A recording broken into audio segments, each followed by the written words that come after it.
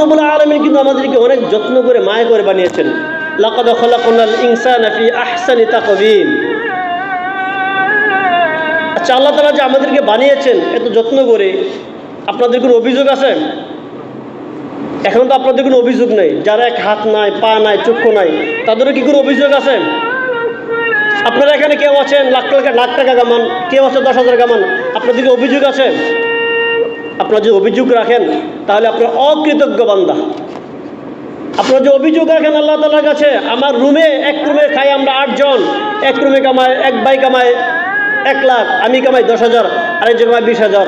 এক ভাই কত সুস্থ, কোনো রোগ নাই, আর আমাকে এক রুমে থাকি, আমার কত রোগ। এই সমস্ত কথা বলে কি আপনাদের অভিযোগ আছে?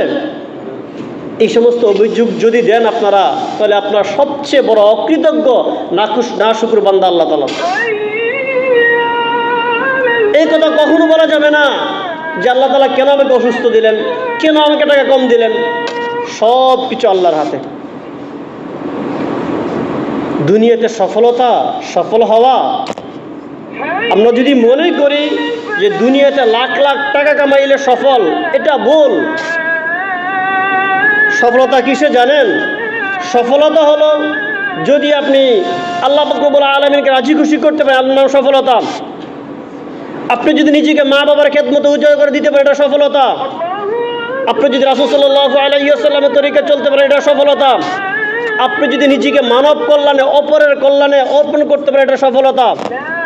আপনি যদি পাড়া প্রতিবেশীর খবর রাখেন, এটা আপনার সফলতা।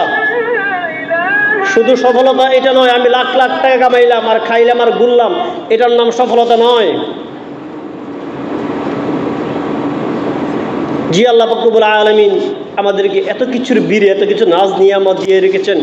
এই আল্লাহ পাক রব্বুল আলামিনের আমরা নাশুকরিয়া আদায় করে আল্লাহ তাআলার হুকুম পালন করি না।